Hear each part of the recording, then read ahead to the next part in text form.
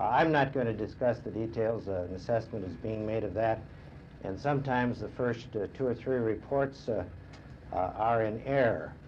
And I've tried to maintain the greatest degree of credibility for the Department of Defense during these past 4 years. And if I were to make a comment based on the preliminary reports, it could be wrong.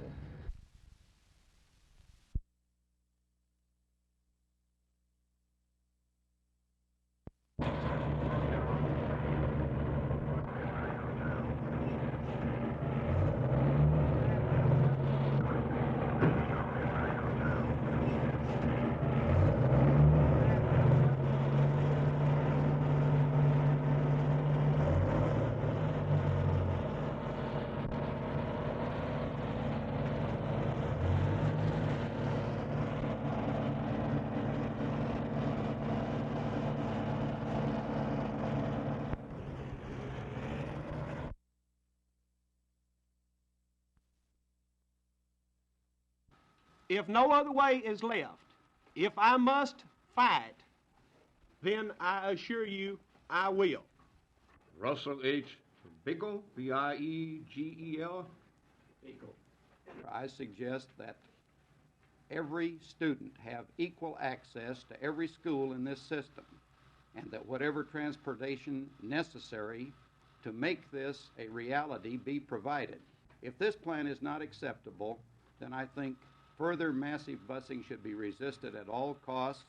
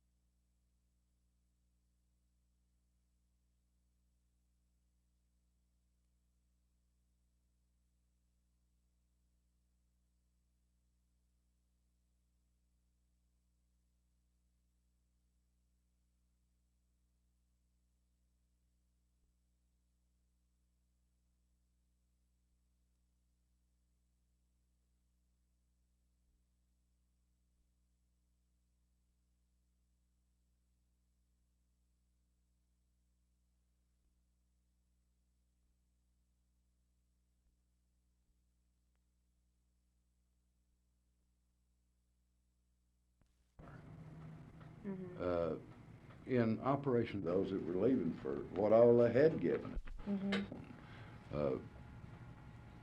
More people. Man's job transfers him out of the city. I also told them if they reconsidered, we'd be glad to have them back at any time. And I meant it, too.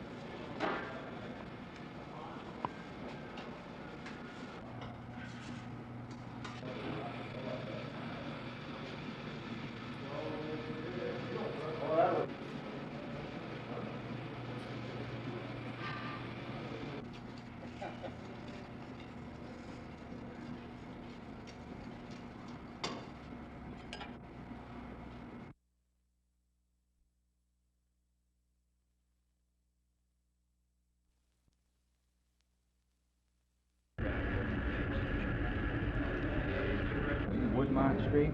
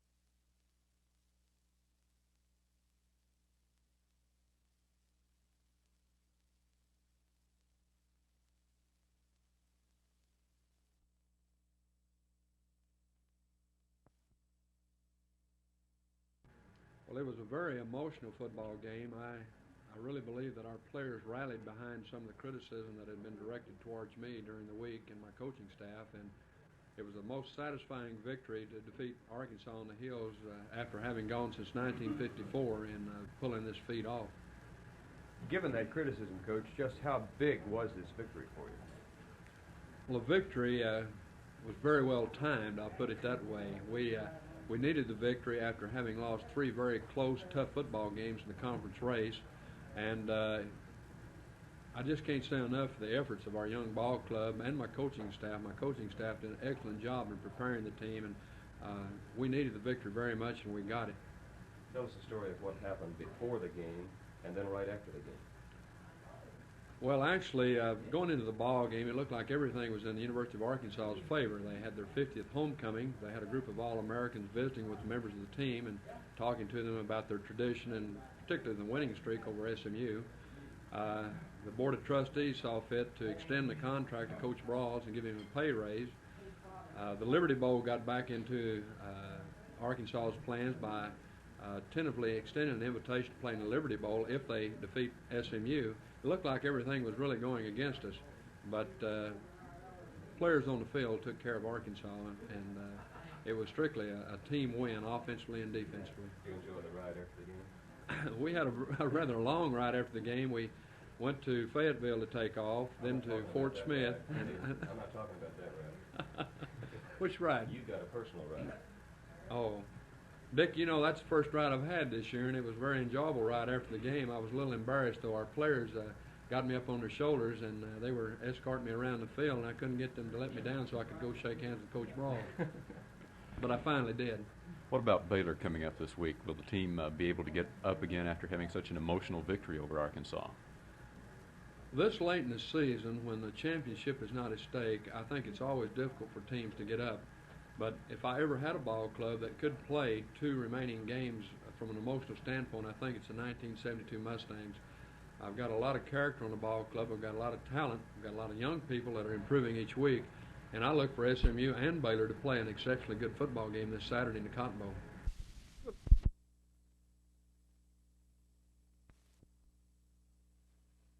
Without downgrading the work of the reserves, which I do not intend to do because they have been extremely valuable to us, been extremely helpful to us, we carry on our functions with our force's sworn officers, assisted ably, I might add, by the reserve force. However, we can still carry on our programs. Now, in the area of special events where they've augmented us by numbers, yes, this will hurt, and it will be necessary for us to bring more officers on duty in order to police special events.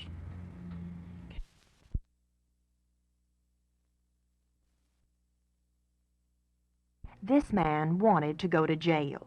He deliberately got drunk and gave himself up so he could come back to work in the kitchen here at the Dallas City Jail and eat the food that this man fixes. Jail chef Levi Rowland won't admit that he drives men to drink, but he can prove that his good food drives former prisoners back into jail. Rowland has a talent for turning common foods into uncommon dishes. As he told me, most people don't realize, for instance, what goes into Golden Gate bean salad, but all you need is beans to call it that. His budget allows each prisoner only 45 cents worth of food a day, but in the past 2 years, Rowland has been providing them 3 meals. Before he came, they only got 2.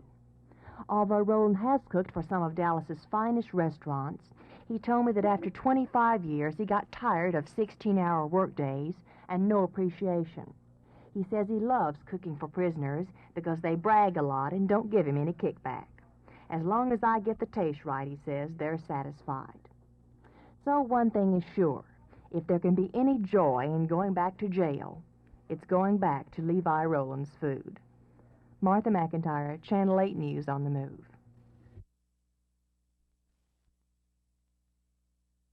Whatever his critics may have said of him in life, or might say of him in history, would these same critics be able to claim an equal measure of courage? On the more positive side, he was a man who loved life and people and his family and God and nature and politics and his country, and he dared to show it in a way that his countrymen could recognize, acknowledge, and identify with, whether critic or colleague. And in so doing, John Fitzgerald Kennedy became an inspiration for many Americans in his lifetime and for generations of Americans yet to come. The Reverend Monsignor Erbrick, who organized this service today, says that probably it will become something of the past eventually because the crowds keep getting a little smaller and a little smaller. He's somewhat disappointed about the number of people who came out today. Perhaps the crowning blow of all of this is that those who organized this service were depending on the city of Dallas to supply a wreath, as they have each year, for the mayor to lay on the memorial. But someone at the city slipped up, and they didn't send a wreath either, so there was none. But of course, the memory of John F. Kennedy will live on. There were memorial services held in many other cities, including, of course, in Washington, D.C. today. This is Roger McDonald, Channel 8 News on the Move at the Kennedy Memorial. Going public, it's very difficult ever to re-explain or to explain the fact that the first report might have been wrong. We've had an assessment going on and the announcement will be made in Saigon as soon as this assessment has been completed.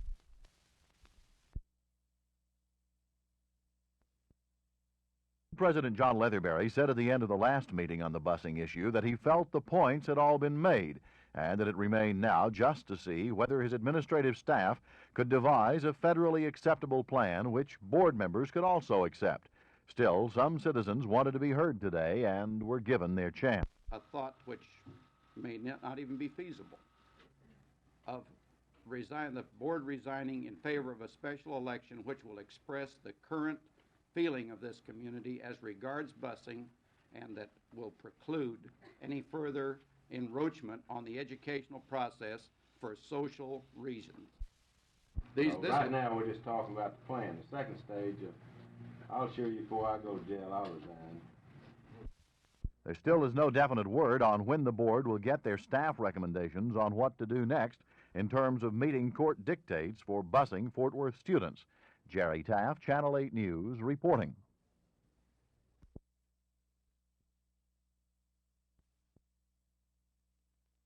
Except to say that the building was virtually gutted, it is not yet certain exactly how much dollar value damage was done to the facility on Sylvania Avenue. A workman told fire investigators at the scene that he had plugged in a grinding machine, turned around, and heard a pop behind him. Within seconds, he said, smoke and fire roared through the area, for a time threatening a stockpile of barrels full of paint thinner. J.W. Chestand was just outside the door when a cloud of smoke engulfed him. Now, we were just standing there loading the car, and the truck just got it loaded, and all at once, some fellas run out over there and said the fire, and we looked up, and the boom of smoke came out, and the blaze came out behind it. In spite of the rapid spread of fire and heat through the block-long building, there are no reports of personal injuries. Jerry Taff, Channel 8 News, reporting.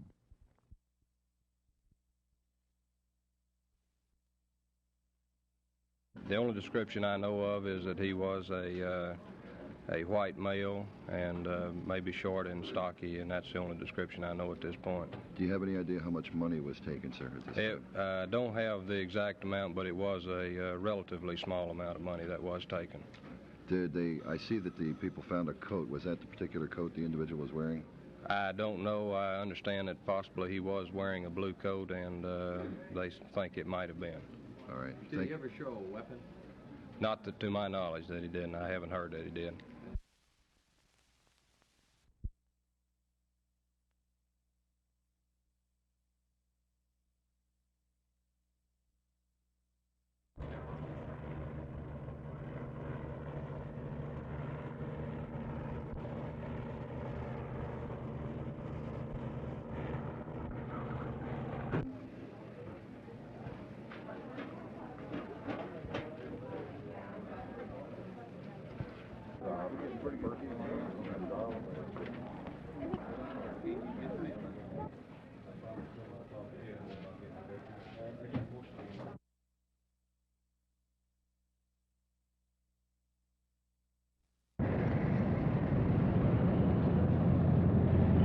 Of the past. She crieth at the gates, at the entry of the city, at the coming in at the doors. Unto you, O men, I call.